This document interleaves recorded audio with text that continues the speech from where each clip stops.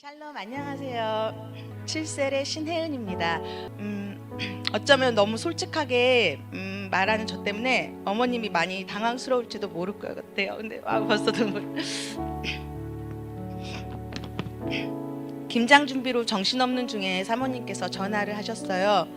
목사님께서 제가 감사 낭독을 했으면 하는 감동이 왔다는 감사의 말씀을 전달해 들었을 때 말이 끝나기가 무섭게 저는 못해요 했어요. 원래 내향적인 성격에 나를 드러내는 일은 못하는 저한테는 상상도 안 되는 일이었죠. 게다가 오늘은 김장 준비에 내일은 김장을 하며 아이들까지 케어하려니 조용히 앉아서 생각할 여유가 안 될 것 같았어요.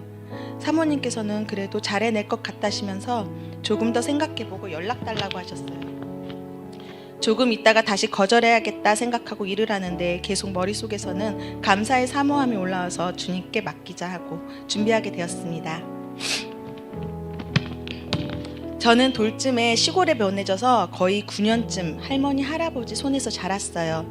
전라도 땅끝 해남에서도 1시간쯤 더 들어가야 하는 동네였기에 엄마 아빠는 제가 서울에 올라가기 한 해 전 빼고는 얼굴도 뵌 적이 없었죠. 그렇게 처음 뵌 엄마와 아빠는 당연히 낯설었고 내년에 나를 데리고 가겠다고 하니 너무 무섭고 두려웠어요. 그렇게 초3이 되는 겨울에 저는 낯선 서울에 올라가 적응을 못하고 향수병에 걸려 매일 밤 울었어요. 그때마다 아버지는 호되게 혼을 내셨고 아무도 저를 따뜻하게 안아주며 다독여주는 사람은 없었어요. 아버지는 돌아가실 때까지 매일 술을 드시는 분이셨어요. 술을 많이 드시는 날은 말로 술을 깨셔야 했고 난폭해지셨죠. 엄마는 전혀 그걸 받아주지 않아 자우주 싸우셨어요. 엄마의 얼굴과 몸은 찢어지고 멍드시는 날도 있었어요. 그 어린 나이에 저는 진심으로 두 분이 헤어졌으면 했어요. 엄마는 나중에 우리가 결혼할 때 흠이 될까봐 참으셨죠. 저는 그것이 더 고통이었어요. 엄마는 조금 무뚝뚝하며 표현 못하는 성격이셨고 아버지는 왜 그러신지 저에게만은 아주 작은 일에도 윽박지르시고 비교하고 미워하셨어요. 나중에 아버지가 돌아가시고 생각해보니 아버지는 자신이 낳은 자식이 정도 안 붙이고 울며 어려워하는 제가 정이 안 갔던 듯해요. 그도 그럴 것이 아버지 앞에서 한 번도 웃어본 적이 없었던 것 같아요. 어느 날은 작은 아버지께서 저를 어딘가에 데려다 주면서 부모님 두 분 사이가 너무 좋지 않아 엄마는 갓난아기인 나를 남의 집 대문 앞에 버린 걸 자신이 찾아서 다시 안겨줬다고 해요. 그래서 자기 때문에 내가 그렇게라도 시골에 가서 살았던 거라고. 무슨 목적이 있으셨는지 모르겠지만 초등학교밖에 되지 않는 저에게 그런 말은 상처이면서 차라리 그렇게 버려졌다면 더 좋았겠다라는 생각도 했어요. 그렇게 저는 성인이 될 때까지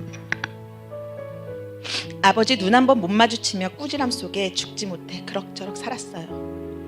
떨어질 대로 떨어진 낮은 자존감과 결핍으로 늘 부족한 사람으로 그것이 누구에게 들킬까봐 자존심만 세우며 살았죠. 왜 자존감이 없는 사람은 자존심이 세다고 하잖아요. 제가 그랬어요. 결핍으로 똘똘 뭉쳐 그렇게 결혼해서 아이들을 낳아서 키우는데 그때 저의 결핍과 자존감이 마구 드러났어요. 게다가 살아오면서 엄청나게 교회를 욕하고 교회 근처도 못 가게 하는 아버지 밑에서 세뇌당하며 살아온 나는 신앙생활을 하는 것이 너무나 힘들었죠.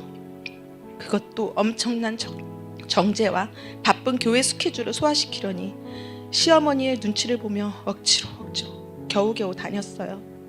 그 당시 남편이 너무나 미웠어요. 아무도 모르는 처음 밟아본 이 동네에 와서 늘 부재로 주말에도 혼자 동분서주하며 아이들을 키우며 억지로 해야 하는 신앙생활에 남편의 사업 실패까지 살던 집까지 빼고 10평 조금 넘는 빌라로 이사해서 팍팍한 삶을 살고 있는 인생이 너무나 슬펐죠. 결혼까지 해서 이렇게 힘들게 사는 저는 저주받은 인생인가 싶었어요. 알죠. 이 세상에서 나보다 더 고통 속에서 힘들게 사는 분들이 얼마나 많은지. 그만큼 저는 그냥 우울증에 빠져 약에 의존하며 겉으로는 아무렇지 않은 척하며 살았어요. 그러니 그 밑에서 나에게 자라는 내 아이들, 특히 큰 아이는 얼마나 힘들었을까요? 그래서 그런지 지금 그 아이는 혹독한 사춘기를 보내고 있습니다. 아무도 나를 사랑하지 않는 것 같은 삶을 살고 있다고 생각했는데 하나님은 그런 저를 너무너무 사랑하고 계셨더라고요. 제가 어릴 적 살던 시골집 바로 앞에 교회가 하나 있었어요. 지금도 눈을 감으면 그 교회가 훤히 그려질 정도로 자주 드나들고 심심할 때마다 교회에서 놀았어요. 한 번씩 과자 사탕 준다고 해서 성탄 때 춤도 췄고요. 주일마다 치는 종소리도 너무 사랑했어요. 그래서인지 몰라도 저는 교회는 다니지 않았지만 나에게 걱정, 근심이 있거나 힘들 때 하나님을 찾으며 기도를 했어요. 그래서일까요? 하나님은 저를 잊지 않고 사랑하셨어요. 고난인 줄 알았던 신앙생활이 아니고 나를 구원하시려고 계획을 세우셨던 거라고요. 친정에서는 상상도 못하는 하나님의 가정으로 인도하신 거예요.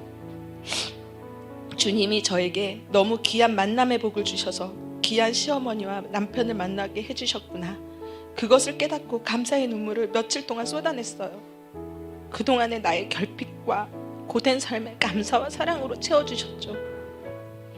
저는 사랑받지 못하며 살아왔고 그래서 사랑을 하는 방법도 몰라서 늘 낯간지럽고 어색했는데 주님의 인도하심으로 여기 하늘빛 사랑교회로 와서 목사님의 말씀을 들으며 저는 성장했어요. 지금은 조금 알 것 같아요. 사랑을 베푸는 게 어떤 건지, 받는 게 어떤 건지.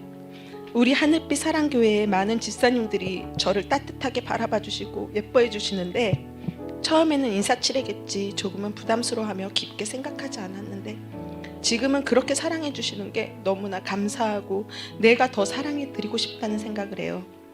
앞으로의 저의 미래가 너무나 기대되어요. 이곳에서 나는 얼마나 더 성장할지, 얼마나 더 하나님의 사랑을 깨닫고 감동으로 벅찰지. 어둠 속에서 꺼내주신 주님이 아니셨으면 저는 어쩌면 마귀에게 속아 벌써 지옥에 갔을지도 모르겠습니다. 그 어둠에서 꺼내주셔서 감사합니다. 이런 저를 받아주시고 품어주신 어머니와 남편에게도 감사합니다. 늘 따뜻한 말씀으로 사랑과 감사를 가르쳐주신 목사님 감사합니다. 부족하지만 끝까지 들어주신 성도님들도 감사합니다.